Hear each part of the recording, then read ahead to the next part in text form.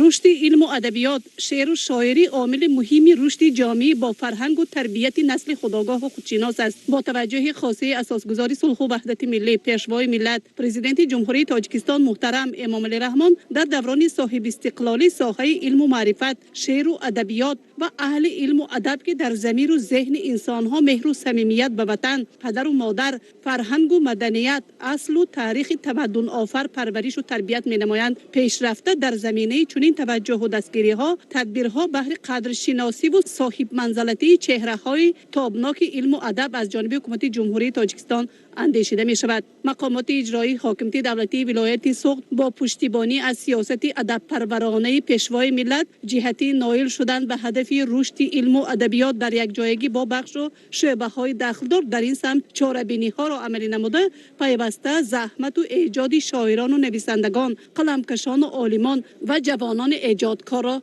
دستگیری می نماید. در ولایت سوخت عمل نمودن محفل ادیبان جوان نیز از جمله تدبیرهای مساعدت به تربیت و به کمال رسانی شخصیت و چهره‌های شناخته از بین جوانان و نورسان و قلمکشان است. با تصمیم و ابتکار رهبریت مقامات اجرایی حاکمیت دولتی ولایت سوخت در یک جایگی با ریاست اتفاق نویسندگان تاجیکستان و بخش سوقدی اتفاق نویسندگان تاجیکستان در قصر جوانان به نام لایق شیرعلی شهر خوجند مشورت جمهوریوی آموزش ادیبان جوان برگزار کرده شد که به مکان برگزاری این چهاربینی سطحی جمهوریوی رئیس ولایت سوخت رجب احمدزاده تشریف آورده در محفل افتتاحی همایش شرکت ورزید.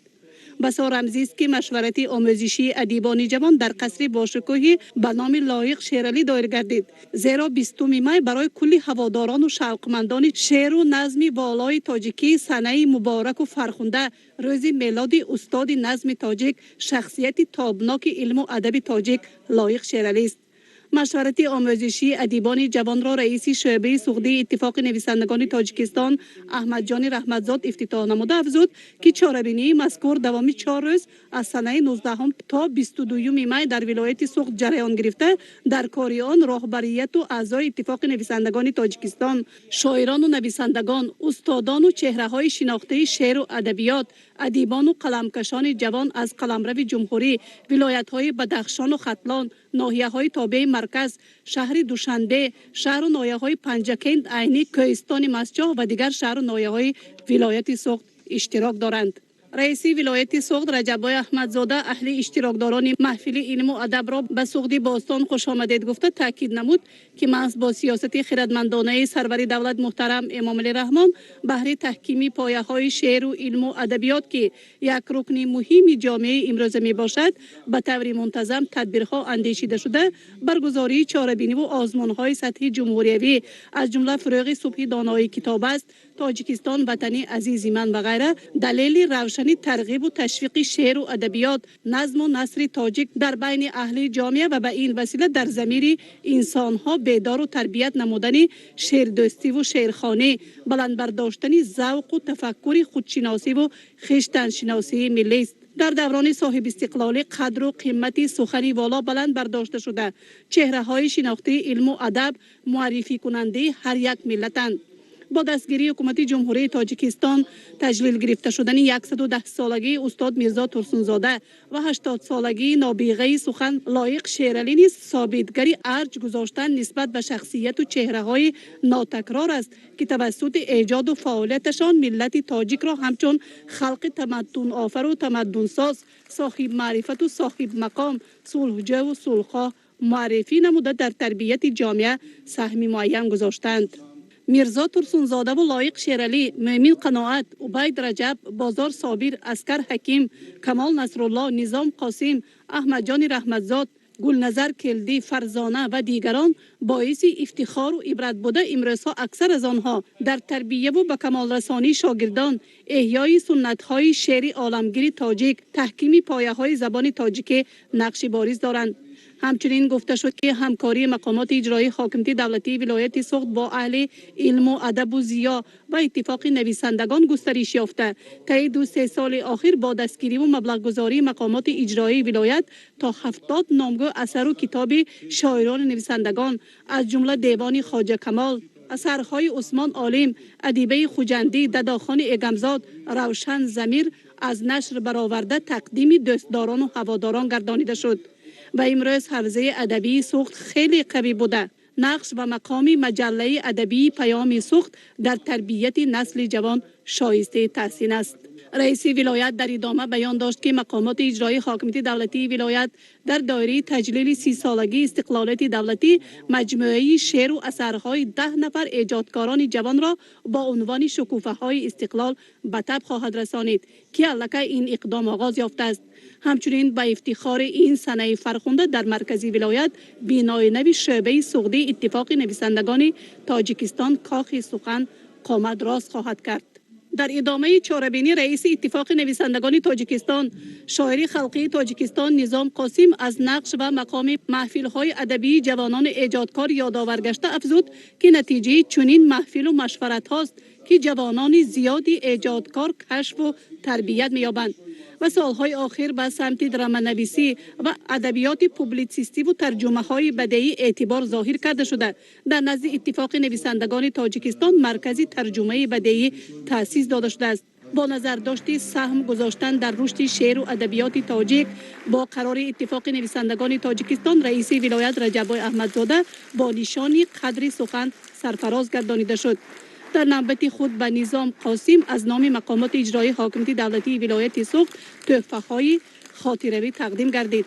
جوانترین قلمکش خواننده مکتب تحصیلات میانه عمومی رقم 20 دلناز خالمتوه که نخستین مجموعه شعرهایش از نشر برآمده است بیان اندیشه آید به سخن ناب تاجیکی شعری والا نمود. محفل مشورتی آموزشی ادیبان جوان جمهوری در شکل شیر و شکر بخشیده به زادروز و ایجادیات استاد لایق شیرالی ادامه یافته. شاعر خلقی تاجیکستان فرزانه و اهل صنعت و هنر چهره های شناخته صنعت استاد ادبیات شناس عبدالنبی ستارزاده و حق نظر غایب و فرزند لایق شیرالی با قرائت شعر و قصه ها از فعالیت ایجادی لایق شیرالی محفل را شخامت و شکوه عطا نمودند.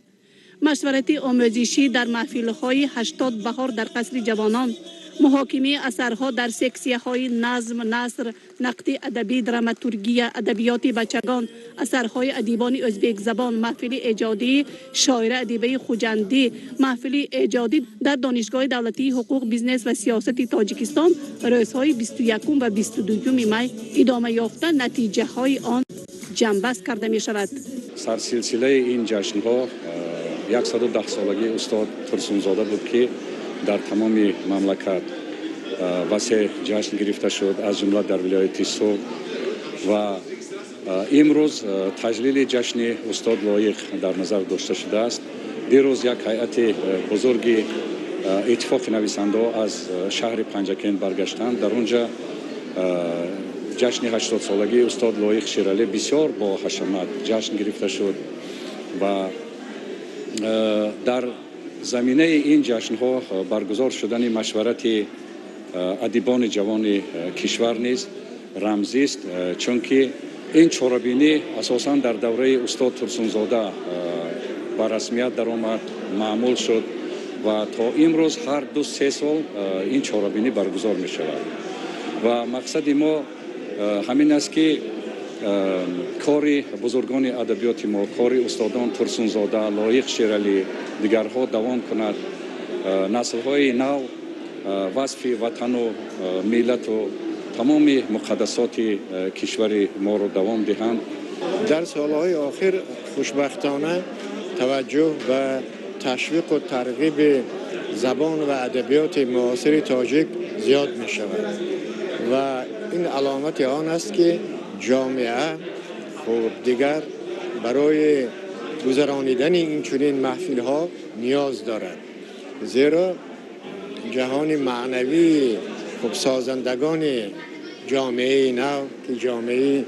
خب صاحب استقلال تاجیکستان می باشد باید حتما از نظر خب معنوی خب رنگین باشد. بنابر همین ما بسیار خرسندیم که محض ولایت سوخت شهر خوجند تشبث کردند که حتی مشورت خب ادیبان جوان یعنی جمع بسته اش که در ناحیه های دیگری جمهوری گذشت محض در همین جا برگزار کرده شود. در این کنفرانس استعدادهای نو قلمکشایی که آینده تاجیکستان در دست اینهاست از همین کنفرانس پیدا کرده میشه. چون که کنفرانس پیشتر گذشته بود از ناحیه اشت یکی از ادیبان جوان آینده دار سفر عبدالرحیموف خود را در این کنفرانس معرفی کرده بود و در آزمون فروغ صبح دانایی در نومیناسیون شاعری هم بسیار خوب برآمد کرده. با یک آواز وی را با عضویت اتفاق نویسندگان تاجیکستان قبول کردند. این همین نتیجه میوه همین کنفرانس بود و در این کنفرانس ادیبان جوان استعدادها بسیارند در جمهوری. این هم همش شرافت همون استقلالیت، شرافت صلح و وحدت و سیاست خردمندانه پیش گرفته اساسگزار صلح و وحدت ملی پیشوای ملت پرزیدنت جمهوری تاجیکستان امامعلی رحمان است.